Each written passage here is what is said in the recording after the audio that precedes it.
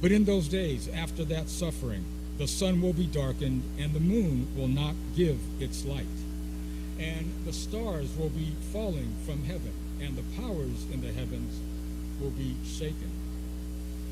Then they will see the Son of Man coming in clouds with great power and glory. Then he will send out the angels and gather his elect from the four winds, from the ends of the earth to the ends of heaven. From the fig tree learn its lesson. As soon as its branch becomes tender and puts forth its leaves, you know that summer is near. So also, when you see these things taking place, you know that he is near at the very gates. Truly, I tell you, this generation will not pass away until all these things have taken place. Heaven and earth will pass away, but my words will not pass away. But about that day or hour, no one knows, neither the angels in heaven nor the Son, but only the Father. Be aware, keep alert, for you do not know when that time will come. It is like a man going out on a journey, when he leaves home and puts his slaves in charge, each with his work, and commands the doorkeeper to be on watch. Therefore, keep awake, for you do not know when the master of the house will come, in the evening or at midnight or at cockcrow, or at dawn, or else he may find you asleep when he comes suddenly. And what I say to you, I say to all, keep awake.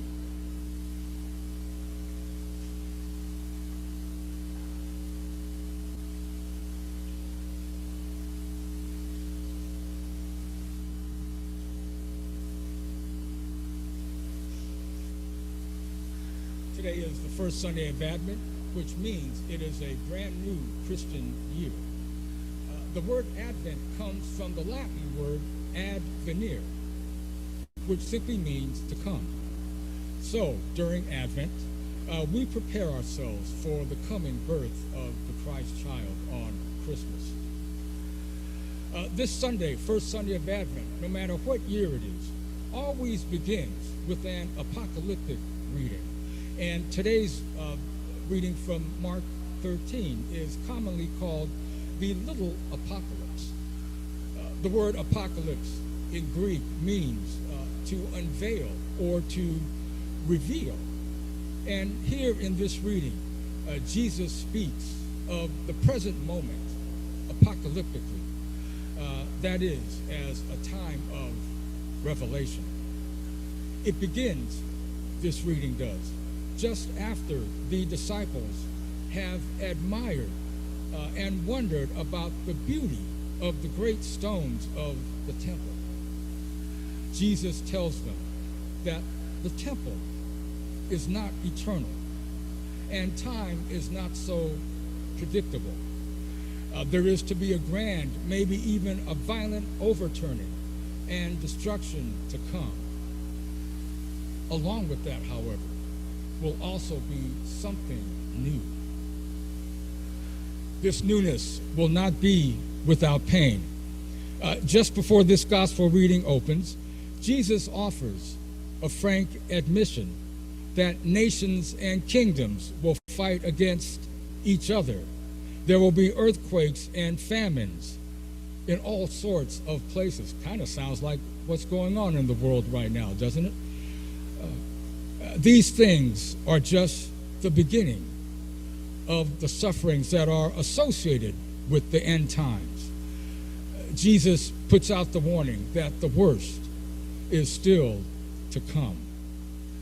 The darkened sun and moon, the falling stars indicated that something of earth-shattering proportions would soon take place, and that those events will not be without pain. Some of that pain will be due to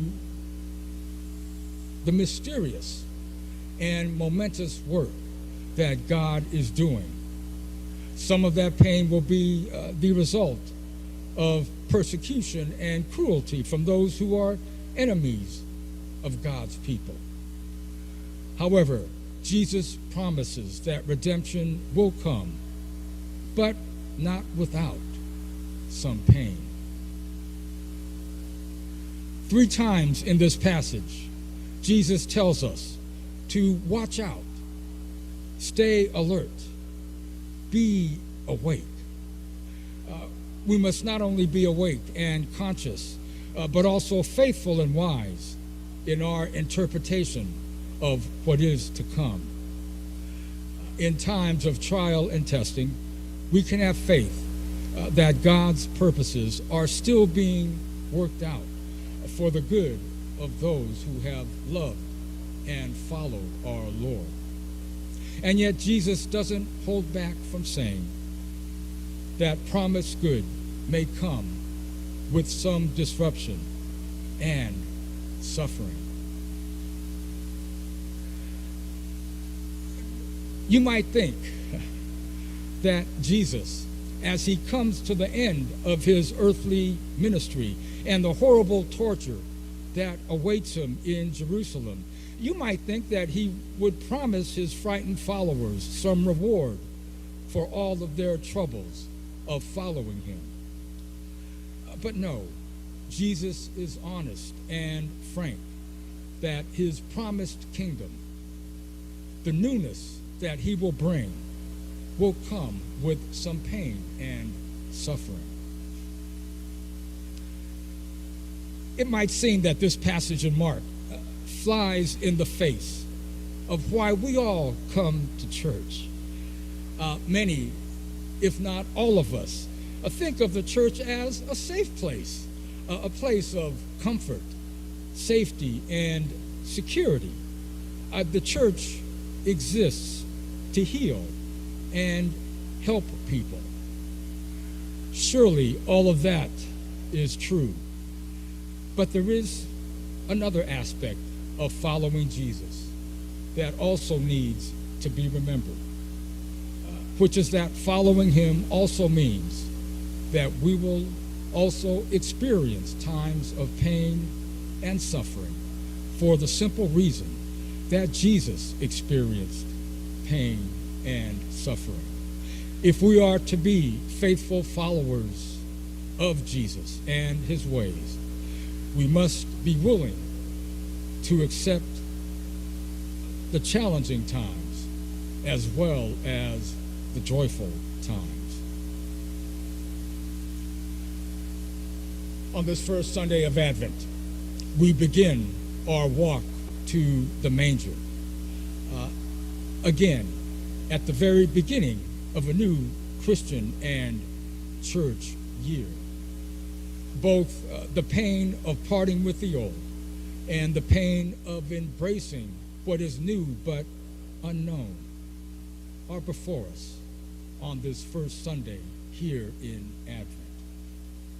As we begin our journey to the manger, we walk together in faith, in awe and wonderment of what lies before us and what will meet us on Christmas morning.